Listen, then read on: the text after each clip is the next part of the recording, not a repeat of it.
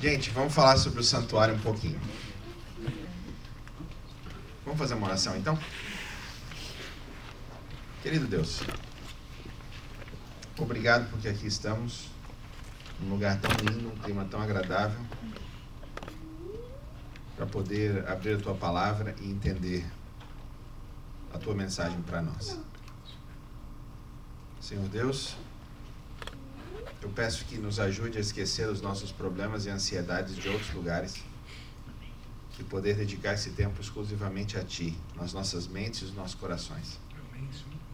Pedimos pelo poder do Espírito Santo dentro de nós, sussurrando as Tuas verdades para que entendamos cada um de nós o que significa a Tua palavra para cada um de nós nessa manhã. Pedimos isso não porque merecemos, mas em nome do Senhor Jesus. Amém. Uma das passagens principais para o povo hebreu até hoje está em Deuteronômio capítulo 6. Pode abrir sua Bíblia em Deuteronômio capítulo 6.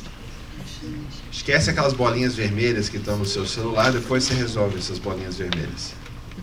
São as suas mensagens, e-mails e etc. Agora pode abrir lá em Deuteronômio capítulo 6, se você trouxe a Bíblia, melhor ainda, no livro.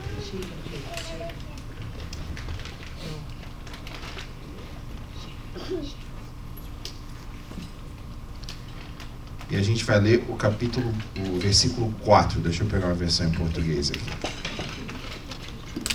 Pode ser essa aqui. Pronto. O versículo 4 diz assim, eu vou ler do 4 em diante. Ouça, ó Israel, o Senhor é o nosso Deus, o Senhor somente. Ame o Senhor, o seu Deus, de todo o seu coração, de toda a sua alma e com todas as suas forças. Medite sempre nessas palavras que hoje estou ordenando. Ensine-as com diligência aos seus filhos. Converse sobre elas quando estiver em casa, quando estiver andando por algum caminho, quando se deitar e quando se levantar. Amarre esses mandamentos nos braços como um constante lembrete. Fixe-o nas suas testas como bem como nos batentes das portas da sua casa e nos seus portões. Essa passagem em hebraico, ela constitui a oração de todo judeu, todos os dias, 2 vezes por dia, de manhã e de noite, dos judeus que seguem, né? E nós vamos falar em hebraico isso hoje, o começo só, não a passagem inteira. Mas repita comigo. Shama Israel. Shama Israel. Adonai Elohim. Adonai Elohim. Adonai Echad. Adonai Echad. Ouça, ó Israel. Agora vou parar de repetir. Presta atenção, meu povo. O Senhor é Deus. Adonai Elohim. Aqui está o tetragrama que a gente fala como Jeová. Mas o judeu respeitava tanto o nome de Deus que ele não falava esse tetragrama. Yod, Re, Vav, Re. Ele simplesmente falava Adonai, que era uma forma respeitosa de falar o Senhor. Toda vez que você vê na sua Bíblia Almeida, normalmente, que tem a palavra Senhor em maiúsculo, isso quer dizer que eles usaram, no original hebraico estava a palavra, esse tetragrama, né? Que são 4 palavras que não se sabe como se pronunciava, porque eles nunca pronunciaram. E eles simplesmente falavam Adonai. Shama Israel Adonai Elohim. O Senhor, escuta, povo. O Senhor é Deus. E aí termina assim, ó, Adonai Echad. Em hebraico, o Senhor é um. Deus é um. E depois disso diz, amai a Deus sobre todas as coisas, amar o teu próximo como a ti mesmo e educar os filhos nessas coisas. Existe uma integridade em Deus, não só apenas com a Trindade, ele sendo 3 e sendo 1 ao mesmo tempo. A integridade que existe em Deus é que tudo que Deus é, o que Ele acredita, o que Ele fala e o que Ele faz, estão em uma absoluta união entre essas coisas. Quem Ele é, o que Ele acredita, o que Ele fala e o que Ele faz é um. É uma integridade total. E o desejo que Deus tem para você e para mim é que nós também sejamos um em você mesmo. E como consequência disso, sendo um, sendo amor como Deus é, você vai amar os outros. E essa extensão desse amor pelos outros, nós seremos um também, como família, como igreja, como sociedade, como pessoas, como comunidade. E isso, é claro, só vai se complementar no céu. Mas o convite de Deus é que você seja um a partir de hoje. Como pais, isso é muito difícil. Não é, é impossível. Como que você, tudo aquilo que você acredita, tudo aquilo que você fala e tudo aquilo que você faz vai estar em total união? Na verdade, se você conseguir passar um dia com total integridade dessas coisas, você já é um herói. No decorrer dos séculos, várias formas de religiosidade se apresentaram.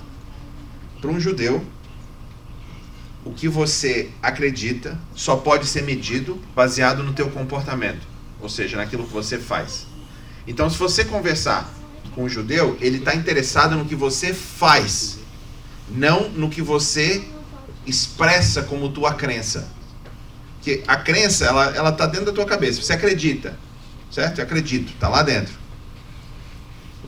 Deixa eu fazer uma pergunta. Você acredita que você deve amar a tua família? Sim. Fácil, né? Eu acredito. Sou eu, acredito.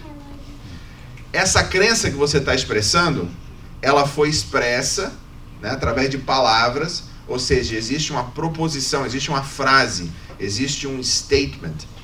There is a propositional belief. É a tua crença de forma estruturada através de palavras. Isso é o que nós acreditamos. Nós temos na Igreja Adventista as 28 o quê? Crenças fundamentais. E antes de você se batizar, nós vamos ter o batismo hoje à tarde teu?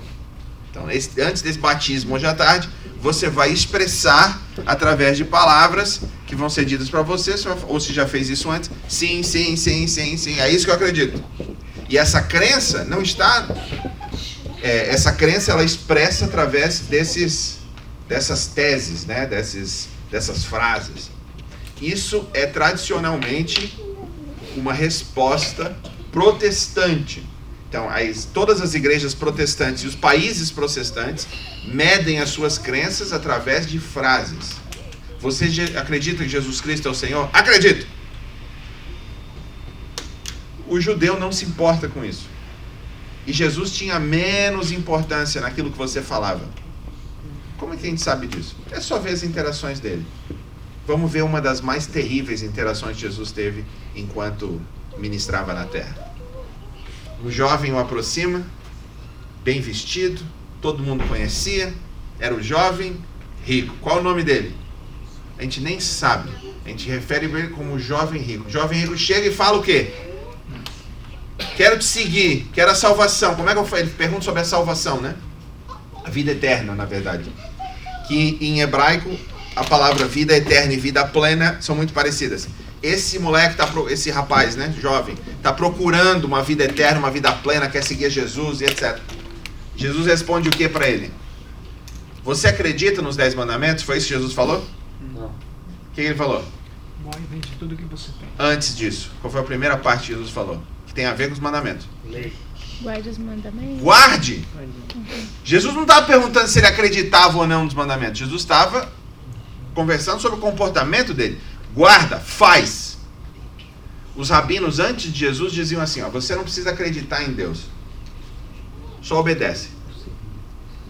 Por quê? Porque eles acreditavam que a crença cerebral, né, vamos dizer, racional, era uma consequência do comportamento. Você primeiro faz, você primeiro segue, você primeiro obedece. Como consequência dessa obediência vai vir o quê? A crença. Você vai acreditar como consequência da sua crença. Isso aí é bem difícil para países, especialmente protestantes, e a Europa, que formulou muito dos pensamentos da idade do iluminismo e como a gente entende a filosofia hoje, ela teve muita influência nisso. O que você precisa é ascender intelectualmente para uma verdade. Então, se você intelectualmente aceita alguma coisa, você acredita naquela coisa. Mas a medida da tua crença não está na tua capacidade intelectual de entender. Está onde? no teu comportamento. Eu posso dar uma aula para vocês fantástica sobre exercício. Posso. Intelectualmente, eu te explico até ao nível da célula. Como que se converte. Eu sei o nome em latim de todas as partes da célula que trabalha com exercício. Você olha para mim, você acha que eu acredito em exercício? Não, a resposta é não. Por quê? Porque eu não pratico. Então vamos tirar a ideia de que aquilo que você crente, que você acredita, pode ser definido em frases. Aquilo que você acredita está definindo o seu comportamento. Você só sabe se você acredita naquilo ou não se você faz isso. E agora que a gente está intelectualmente entendendo isso, eu vou fazer uma pergunta para você. Você ama os seus filhos e a sua esposa? Amo. Vamos ler 1 Coríntios 13 para ter certeza? Ao final do capítulo você vai chegar à conclusão que você não ama completamente. Por quê? O amor é paciente. Eu já me quebro nessa primeira frase. Love is patient. I'm done. Por quê? Porque eu perco a paciência com os meus filhos. Com a minha esposa não. Minha esposa é a santa. Ela não... raramente pesa a paciência. I hardly lose my patience with you. It's often with our children. That's the point I'm trying to make. Mas eu amo. Qual a medida do meu amor? A minha atitude, meu comportamento. Não o meu intelecto. Nem o meu coração. O coração é o pior de todos. Porque o coração sempre vai seguir o que você decidiu. Entenda isso. O teu coração sempre vai seguir o que você decidiu. Não sei se você lembra, no passado eu mencionei uma coisa aqui. Se você está com dificuldade de amar a sua esposa, durante 6 meses, o que você tem que fazer? Não lembro? Eu vou falar de novo para você gravar assim, fixar. Se você está com dificuldade de amar sua esposa de todo o seu coração, passe 6 meses gastando entre 1/3 e metade do seu salário com ela. Pode entrar em dívida, não tem problema. Peraí, pastor, não entendi. Você ganha $3.000? Ok. Entre 1 e 1,5 você vai gastar por mês comprando coisas para ela que ela ama. Okay? Mas não vale comprar produto de limpeza e nem tecnologia, não vale. São coisas para ela que ela ama. Presta atenção nela. E gasta dinheiro com ela. Hã? Ninguém fez. Ninguém fez. Eles nem lembram. Anota, hein? Nem lembram. Tá? Gasta. Por quê? Eu não tava aqui.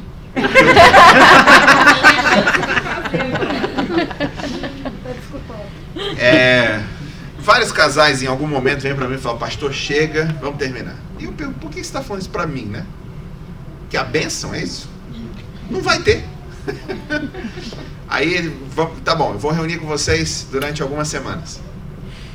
Se vocês ainda quiserem separar, eu faço a oração de bênção de separação. Não tem problema. Não faço, Virgínia. Porque até hoje não teve casal que depois de algumas semanas continua a desistir. Nos últimos 2 anos eu não falo mais com casal. Eu acho desnecessário falar com a mulher, eu só falo com o homem. Eu não conheço casamento que terminou que a responsabilidade não foi de forma máxima do homem. Então, agora eu só falo com o homem, resolve. Só falar com o homem resolve. E uma das coisas é essa. Por quê? Na Bíblia, a responsabilidade de amar não é da mulher. Não é interessante isso? Não é. Você não tem responsabilidade de amar o seu marido. Não é uma loucura isso? Nós temos que amar todas as pessoas. O seu marido faz parte dessa todas as pessoas. Mas de forma especial no seu casamento, Deus fala para quem amar. Maridos, amem as suas esposas. Eu falo: tá, já ficou difícil. Mas a qualificação do tipo de amor que tem que ter, se você estava preocupado com a primeira fase, você tem que estar em desespero com a segunda. Ame as suas esposas assim como Cristo amou a igreja e deu a vida por ela. É para matar, gente. E o que a esposa tem que responder para o marido? É submissão, que no final do capítulo explica o que é isso, é respeito. Então, quer que um casamento funcione? É muito simples. Marido, ame a sua esposa e esteja disposto a dar a vida por ela. Nunca se coloque em primeiro lugar. Sempre é ela. E a esposa, respeite ao seu marido. Pronto, lua de mel a vida inteira. Toda vez que acabou a lua de mel, é porque um de vocês, o marido parou de amar, ou a mulher parou de respeitar. Normalmente como consequência do amor ter diminuído. É muito difícil achar, eu até agora não consegui, talvez tenha, um casamento onde a mulher não respeita sendo que o marido ama. Não achei. Porque o amor de Cristo não é aquele amor passivo, né, do cara da paz, que não faz nada. É um amor ativo. E é difícil de amar. Só por Deus, na verdade. Por quê? Porque a nossa crença, que você acredita, que você fala, que você faz, tem que estar absolutamente alinhado. As três coisas. Mesmo fora do cristianismo, Gandhi dizia que a felicidade é quando aquilo que você acredita, aquilo que você fala e aquilo que você faz estão em total harmonia. Os seres humanos têm observado isso para sempre. Mas por que é tão difícil? Porque você nasceu em pecado.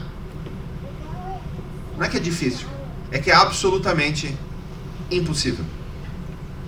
E sem Deus, você não vai conseguir. Você já falhou semana passada. É possível que até o final do dia você falhe. E com certeza, na próxima semana você vai falhar de novo. Mas tem esperança? Tem. Por quê? Porque o Espírito Santo está te convidando para ele te melhorar essa semana comparado ao que você era a semana passada. Você ama mais esse ano do que você amava no passado? Se não, é porque você está fechando as portas para o Espírito Santo. Se você estiver orando todos os dias pedindo que o poder do Espírito Santo haja dentro de você, é impossível você continuar amando hoje da mesma forma que você amava no passado. Porque o poder do Espírito Santo, ele é a capacidade de amar sem restrição. Não é uma coisa diferente da outra.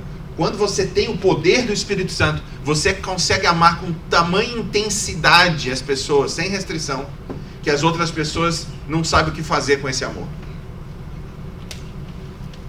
Talvez eu esteja descrevendo algo muito estranho para você, mas eu já vi isso. Eu presencio isso o tempo inteiro. Primeiro eu vejo isso com a minha mãe. Um dia vocês vão ter o privilégio de conhecer minha mãe. Ela é assustadora. Fazem 30 anos que ela ora todos os dias de madrugada pelo poder do Espírito Santo. E ela diz, o que isso significa? Significa que ela vem aqui, ela te dá um abraço. E nesse abraço, ela te ama tanto, sem te conhecer. Não tem restrição. Não conheço, não vou amar. Isso são pessoas comuns, normais. Mas com o Espírito Santo é um superpoder. Ela te ama tanto que nesse abraço Deus revela várias coisas da tua vida. Dá um exemplo. Estava fazendo uma parceria com o Museu da Bíblia em Washington. Já foi no Museu da Bíblia? Foi essa semana. Foi essa semana? Então, Museu da Bíblia. O Museu da Bíblia custou mais de 500 milhões de dólares para construir. E todo ano tem mais investimentos que chegam lá. O Chick-fil-A, sabe o Chick-fil-A, o restaurante? O dono do Chick-fil-A investiu bastante para criar aquele museu. Conhece o Hobby Lobby? As mulheres estão...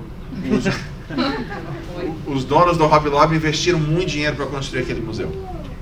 Por quê? Porque eles queriam lembrar a sociedade americana que a Bíblia é o documento fundamental dessa sociedade. E eles decidiram fazer isso em Washington para que os políticos nunca se esqueçam de que a Bíblia é importante. Então é uma estrutura gigantesca. Se você ainda não foi, dá um jeito de ir, porque vale a pena, você não vai esquecer nunca mais. Estávamos fazendo uma parceria com o museu para o jogo Heroes, aquele jogo da Bíblia. E a pessoa que lidera o departamento de educação do museu é uma brasileira, o nome dela é Sandra. E eu estava em negociação com ela para ver onde que ia botar o stand do Heroes no museu, como que ia ser e tal. E nesse dia minha mãe estava junto, levei junto para o museu. E tá aqui a Sandra, essa aqui é minha mãe, Regina, tal. Aí a mãe, claro, foi dar um abraço nela. E eu já vi tudo, né? Olhou nos olhos, deu um abraço, e Deus deu um amor tão grande, sem restrição, e ela não saía do abraço. Nem a mãe, nem a Sandra. Até o ponto eu fui ver outra coisa, né? Voltei, aí eu vi, a mãe saiu do abraço, olhou nos olhos dela e falou: eu tenho que orar pela tua família, não é? A Sandra começou a chorar. Foram para um canto, oraram. Naquele mesmo dia a Sandra me liga de novo, uma alta executiva, uma pessoa assim tremenda, me liga depois falando: pastor Sam, tem como encontrar tua mãe hoje à noite? Eu vou aí na tua casa. Ela veio, levou, jantaram, conversaram, oraram, depois voltaram. Por quê? Da onde vem esse poder bíblico? Da capacidade que o Espírito Santo dá de amar. Gente, tudo pode se definir como a presença ou a ausência do amor, porque o amor é a coisa mais importante do universo. Você já visitou uma casa que ninguém se ama? Eu sou pastor, eu visito. O Bruno visita também, todo mundo. Às vezes a gente entra na casa, primeira vez, não conheço a família. Você entra na casa, você sente o peso da falta de amor. É inacreditável. Por quê?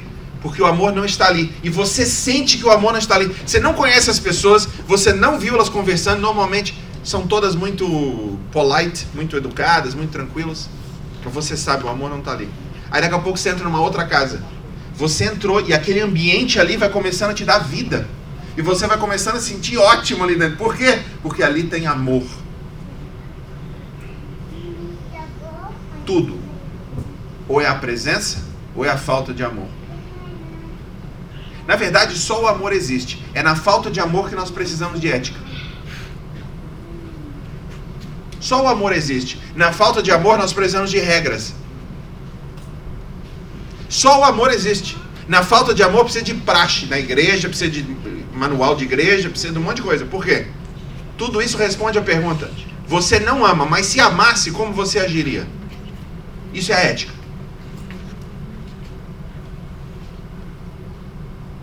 Como que a gente vai fazer para amar os nossos filhos? Como que o nosso amor da crença, da fala e da realidade, da nossa atitude, do nosso comportamento, vai refletir esse amor? Somente com o poder do Espírito Santo.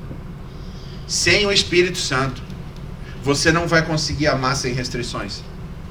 Você vai amar teus filhos quando eles se comportarem bem. E você vai amar menos quando eles se comportarem mal. Você vai ser paciente quando eles performam do jeito que você quer. Você vai perder a paciência quando eles fazem as coisas que você não quer que eles façam. Especialmente quando eles estão lutando com características da personalidade deles que você lutou a vida inteira. Aí sim. Vou dar um exemplo. Na minha adolescência, eu gostava muito de andar de roller.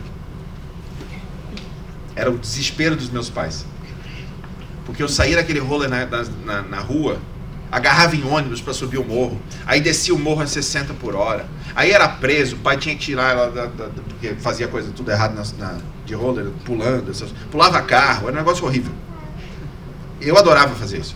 Não tinha muita noção da realidade, que era perigoso, e por ser perigoso eu queria vencer isso. Aí passou a fase, né? Tá tudo certo. Aí eu tenho 3 filhos. E o do meio você vai ver de scooter, pra cima e pra baixo, rodando, pulando de um monte de coisa, arrebentando. O nome dele é Joshua.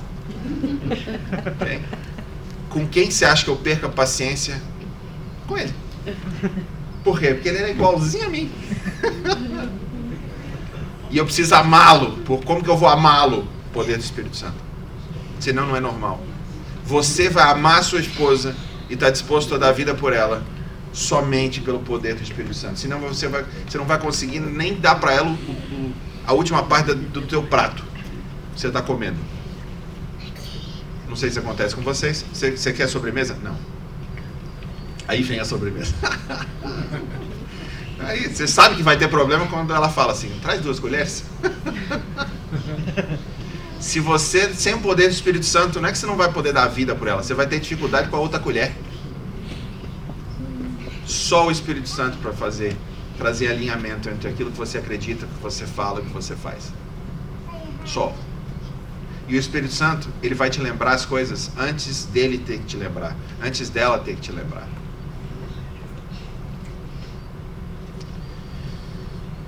Quando Deus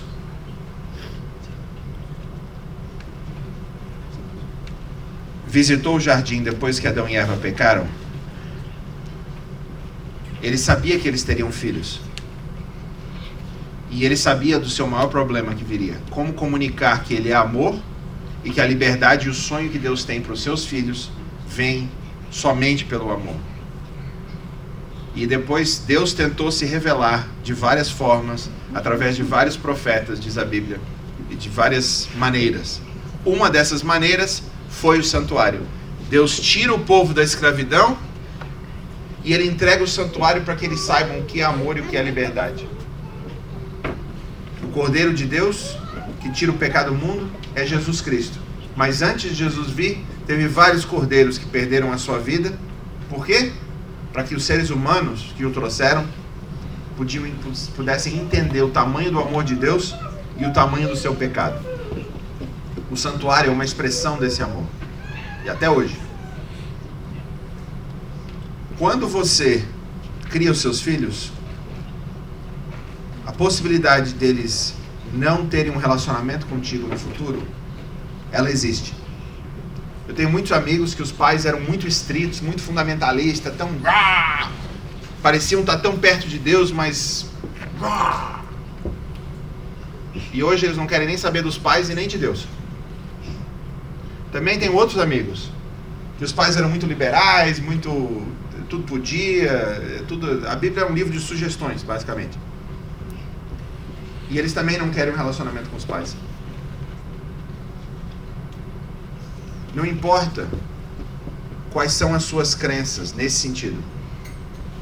Você precisa viver de forma consistente a elas. Porque normalmente o pai que é talibã, bem fundamentalista, bem talibã, assim, os pais que são assim, eles são assim fora. Dentro de casa, eles são diferentes. Em outros ambientes, eles são diferentes. Então, essa hipocrisia de você ser uma coisa num lugar e ser outra coisa em outro lugar, ela tira a possibilidade de você se dar bem com seus filhos depois que eles crescerem. Porque sabe quem percebe tudo isso?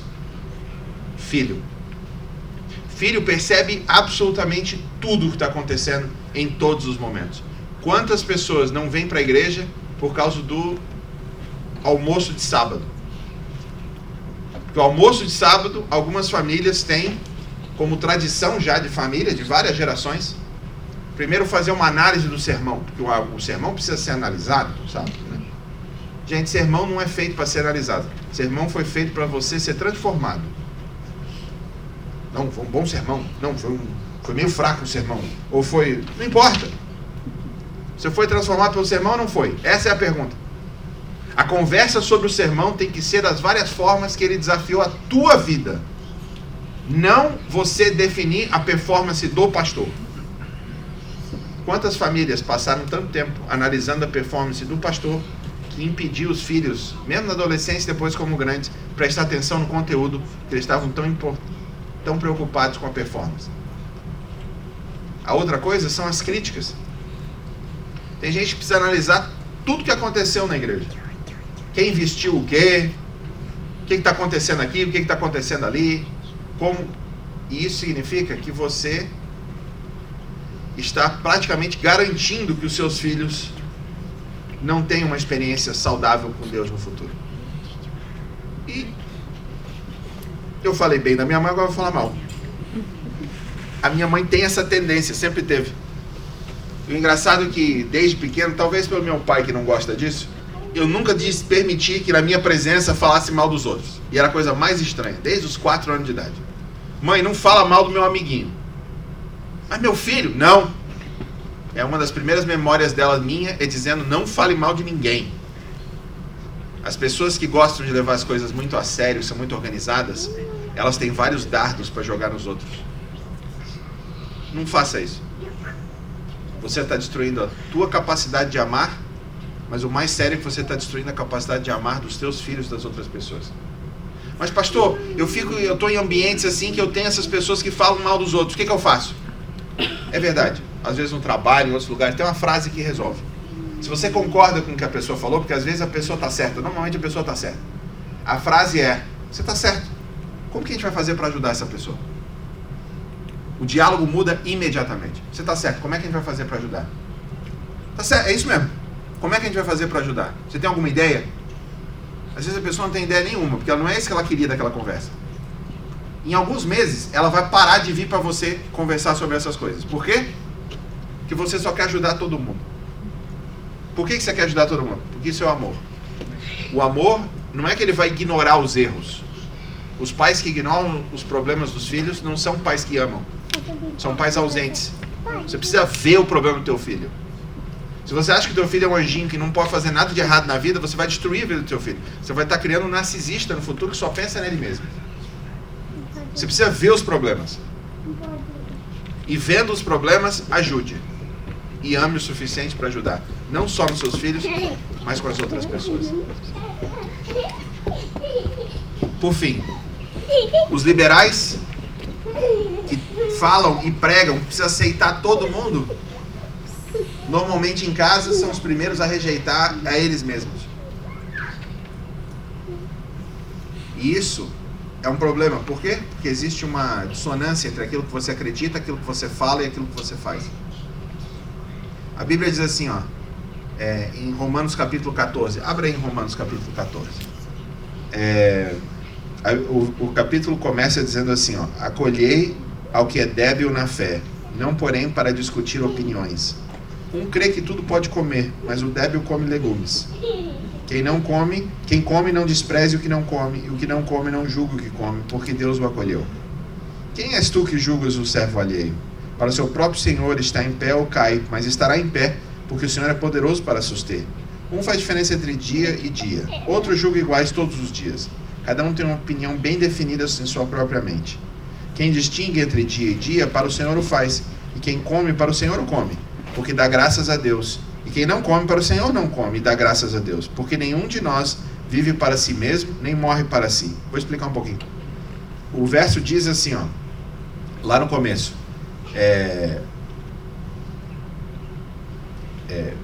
não discutam, não passem tempo discutindo coisas que tem a ver com opiniões, ok? Então, os judeus gostavam de fazer jejum na terça e na quinta, e nesses dias não comiam carne e outras coisas. Aí o Paulo diz assim, ó, aquele que acha que tem que ficar de jejum terça e quinta, ele é fraco na fé, mas tenha paciência com ele. Aquele que acha que não precisa comer, tenha paciência. Não fique julgando uns aos outros, porque ele está fazendo aquilo para Deus, não para você. Mas aí continua a passagem. Porque se vivemos, para o Senhor vivemos, e se morremos, para o Senhor morremos. Quer pois vivamos ou morramos, somos do Senhor. Foi precisamente para isso que Cristo morreu e ressurgiu, para ser Senhor tanto dos mortos quanto dos vivos. Tu, porém, por que julgas o teu irmão? E tu, por que desprezas o teu? Pois todos compareceremos perante o tribunal de Deus. Como está escrito: por minha vida, diz o Senhor, diante de mim se dobrará todo o joelho e toda a língua dará louvores a Deus. Assim, pois cada um de nós dará conta de si mesmo a Deus. Não nos julguemos. Aí no versículo 23, lá no final: mas aquele que tem dúvidas é condenado. Um versículo antes: a fé que tens, tenha para ti mesmo perante Deus. Bem-aventurado é aquele que não se condena naquilo que aprova. Mas aquele que tem dúvidas é condenado se comer, porque o que faz não provém de fé, e tudo que não provém da fé é pecado. Obrigado. Perceba que se você acredita em alguma coisa, você precisa falar sobre aquilo para você mesmo e fazer aquilo. Se você acredita uma coisa, mas você faz outra, Deus vai te condenar. Não é só o que você faz, mas aquilo que está no teu coração, aquilo que está na tua mente, aquilo que você é. E Deus está nos chamando para ter um alinhamento total entre essas três coisas. O que você acredita, o que você fala e o que você faz. E como que você vai conseguir fazer isso? Somente com o poder do Espírito Santo. E quando eu falho, Deus perdoa. A Bíblia está cheia de promessas de perdão. Qual é a chance de você conseguir terminar esse ano sem falhar? Qual é a chance? É zero. Se você sabe disso, imagina Deus que te conhece de verdade. Se você que é ignorante sobre você mesmo já sabe isso, imagina Deus que te conhece intimamente. Ele tem certeza que você vai falhar. E quando você falhar, você acha que você desapontou a Deus? Tem gente que vive pensando que Deus está desapontado com você. Ficar desapontado com alguém significa que você tinha uma expectativa e você não viveu a altura daquela expectativa. É ou não é? Eu tenho uma expectativa do Bruno, e o Bruno, quando não vive essa expectativa, eu vou ficar desapontado com o Bruno. Certo? Porque eu tenho uma expectativa. Você acha que a expectativa que Deus tem de você, ela é irreal? Você acha que ele tem a expectativa, ele espera tudo de você, mas a expectativa que ele tem de você esse ano de poder cumprir, de poder viver com amor total, Deus não tem uma expectativa irreal. Portanto, quando você falha, você pode estar desapontado com você mesmo, mas Deus não está desapontado com você. Tem gente que imagina que quando você peca, Deus está lá no céu assim, ó. Quantas vezes, hein? Me diz aí, faz a conta aí, anjo. Homem, aí não. Não. Deus sabe do que você é feito. Ele sabe das tuas tendências, das tuas desgraças. Ele sabe dos teus traumas. Ele conhece bem da tua incapacidade de consistência. God knows what you're made of. He's not disappointed with you. Então por que demora tanto para você orar? Pecou, errou? Mas não devia passar 20 minutos, gente.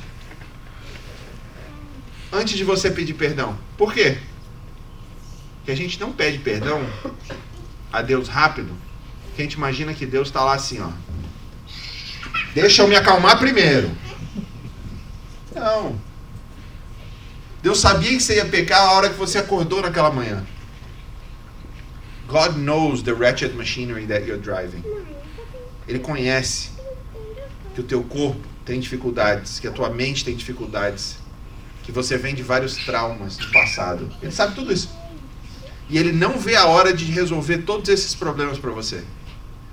A tua tarefa é se entregar para ele e pedir todos os dias pelo poder do Espírito Santo. Se você não pedir o Espírito Santo, você não vai ter o Espírito Santo naquele dia. É o que a Bíblia diz. Se você, sendo mal, sabe dar boas dádivas aos seus filhos, quanto mais o teu Pai Celestial dará o Espírito Santo para aqueles que pedirem. Não pediu, não ganhou. Pediu, ganhou, é certeza. Especialmente depois do batismo. Uma das razões do batismo é que você vai estar declarando para o universo inteiro que você está pronta para receber o Espírito Santo. Você vai ter, o perdão dos pecados é só uma parte do batismo. Mas o poder do Espírito Santo, a partir daí, você vai receber o poder do Espírito Santo de uma forma diferente do que você já teve no passado. E você que já foi batizado, é isso, você tem acesso ao poder, como Paulo diz em 1º capítulo de Efésios, é o mesmo poder que ressuscitou Cristo dos mortos. Está pronto para habitar dentro de você hoje, te dá força e te dá poder para amar os outros, além da tua capacidade atual. Quero fazer uma oração, mas quero fazer um pedido aqui. Vai ser uma forma de você, vou dar a oportunidade para você tomar uma decisão. Principalmente para os pais. Pais de filhos que já cresceram ou pais de filhos que ainda são pequenos. Se você gostaria de fazer um compromisso com Deus, para os seus filhos que já cresceram ou os seus filhos que são pequenos, ou se você planeja ter filhos no futuro, os seus futuros filhos, que você vai fazer um compromisso com Deus para pedir o Espírito Santo e viver de forma alinhada entre aquilo que você acredita, o que você fala, o que você faz. Tem alguém aqui que quer tomar essa decisão hoje de fazer isso até o final desse ano, pelo menos? Pode se levantar.